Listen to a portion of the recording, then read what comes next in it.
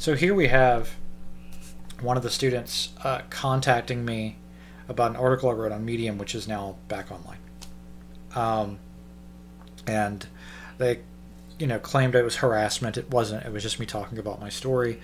They tend to cling on the harassment thing. Anything that's against them, anything exposing their wrongdoing is harassment. And again, and multiple times, Dean Hall would sort of side with that. She wouldn't say that outright, but again, protecting image. But most of these students, that's how they view it. They think anything that is against their worldview is physically damaging them. So absurd. But this particular student contacted my friend from Albany who was living in Atlanta as a software engineer, claiming that I was veering off the deep end. This is clearly a schizophrenic episode. And when I call her out on it, she admits, she knows she's not crazy. Or she knows I'm not crazy. She knows that I'm sane. She thinks that I'm something worse. I don't know. I guess telling the truth is scarier. And here I told her, I'm like, hey, I don't want you involved. And at the time, I had been given a bunch of opportunities, where they were like, do you want the students expelled? And I was like, no, I want an apology. It's what I really want. I was asked a bunch of times, and I just want this to stop. And I want the school to reform. And this person wouldn't have any of it. But here they are admitting that they knew I wasn't crazy and gaslighting me, defaming me. There are other ones here. So we have a student here responding to the podcast, the re-upload, because they were report bombed the other one, so we had to re-upload it. Claiming there's no Oglethorpe elite, and that student, in third person, was just trying to help you. That student being the reporter. So to give you some backstory I didn't give in the podcast, the student who came to me as a part of the school newspaper, who informed me that he had been bullied by the administration and other students into not covering the story, and being told that, basically having his scholarships threatened.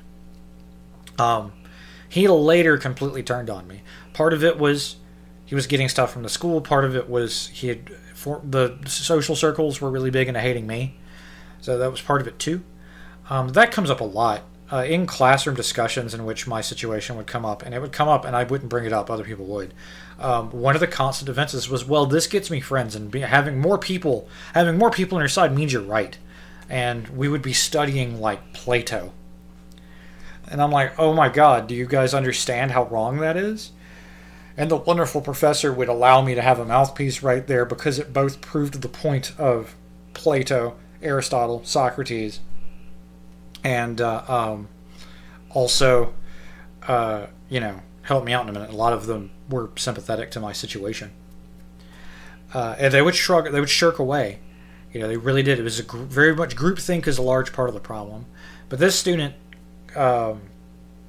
eventually turned on me, and he didn't really have a good lie, but and he perjured himself in court and then lied during a Title IX case. So this student in the third person claims that that he isn't, that he didn't want to be doxxed. And then I eventually cue up to the fact that he's referring to himself in first person after the fact. So if you notice here, I even call him on this. I'm like, wait a minute, did you just come in here pretending to be somebody else? And then it's really you? How's that for honesty? And then he falls back on the fact that English isn't his first language. And I'm like, wait a minute, you're a journalism student, has to write English. At a paper writing school, that's one of the things. Even our math classes require you to write like 3 or 4 papers. Like huge papers, like 10, 20-page papers. It's just known for paper writing. I love it. Most students hate it. And there's a hard rule that you can't do any other language than English unless it's a language class. And I'm like, you can't have a language inability and make that kind of mistake. You're clearly pretending to not be you, and then you forgot. Yeah, that's the sort of thing that I deal with a lot. That sort of duplicity. People pretending to be my friend to get information from me. That sort of thing.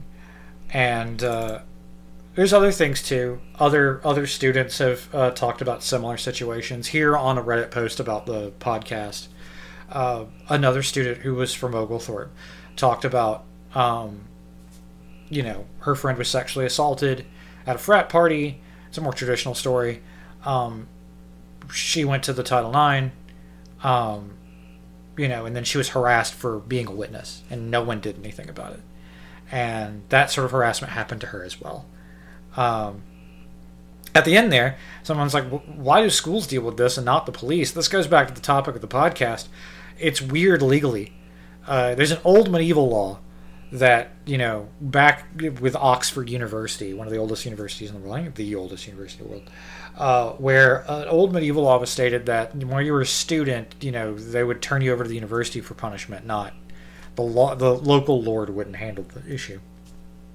And that's kind of stuck with Western legal tradition. It's not the law on paper, but that is how it's kind of handled, even to this day. And the actual governing regulations are very murky. Very, very murky. There's the Clery Act. There's Title IX's stuff that was added to the bottom of it. But it's very murky, and for the most part, universities do handle their own crime, and if it hurts their image, they sort of sweep it under the rug. Not supposed to anymore. Still happens, and Oglethorpe basically operates like it's fucking 1920. Some of the architecture's from 1920, so I guess it fits. But there you go. So like I mentioned before, part of the problem is with the administration and how they handle issues at all. And there's kind of a feedback loop that happens. The gaslighting didn't come just from the students to the administration, also went from the administration to the students. And then from the faculty, the administration, it's sort of a feedback loop that sort of happened. So as a general rule of thumb, the university is trying to protect its image, so they don't want anyone to get in trouble. And because the students are really sheltered, because no one did get in trouble, it gave credence to their version of events. No matter how often I filed police reports or filed complaints, nothing would happen, so I must be wrong. The truth is that they were just burying them all wholesale. I'm not the only victim of this, but because I was a guy, they went above and beyond what they normally do. Again, there's the prejudice from Dean Palder, from her background, but just in general, almost the entire administration is female. Out of the, just thinking about it, besides like financial aid and stuff like that, the only other male is the president. And there's sort of a collective of that. That's sort of a problem. It's actually affected other parts of the university. I've had professors back when things were a bit more above board tell me that they were sort of afraid of the administration because they were guys, they were male professors, and if they had anything to do with Title IX at all, it was their ass, which is exactly why I think my academic advisor suddenly heel-turned against me in the current Title IX, because they really do sort of like drill into the male professors that there's more scrutiny on them, and because they're all female, they sort of group together. Those sorts of group dynamics, that's what happens when there's a majority. And being male at that university makes you a minority, not just amongst the administration, but also even the student body. It's like 60 or 70% female. It creates kind of this problem you wouldn't consider having, but it's sort of human nature, I guess, to be shitty to each other. And it isn't just that white men have been evil throughout history. It's that whoever the majority is evil. That has been white men in power for a long time, but in the Western world, but in other colonized spaces historically and stuff like that. But in any other environment, this is a dynamic that happens, and it just how happens. The environment here is it's a majority female student body and administration, so the oppressed minority here is actually men. I know there's some people are shut the podcast off immediately upon hearing that, but it's true. And there were lots of men on that campus I've spoken to who were like, yeah, I was sexually harassed and I wouldn't dare talk to anybody because I was already told I'd be kicked out of here so fast if I didn't do what they told me to do. And they're right. That's what happened to me. I mean, I only stayed for as long as I did because I fought really hard and filed with OCR and had enough evidence that OCR started an investigation, which is so rare. You know, I've had to fight this. And then eventually I had to medically withdraw anyway. And they're still throwing everything at me. You know, come the 11th, I may never be able to go to school ever again for the crime of reporting my sexual assault. I just want that to sink in. That's my only crime. My only crime is that I reported my assault. And because I'm a man, because I'm an older man, almost no one will take me seriously. I'm supposed to tough it out, regardless of the adversity.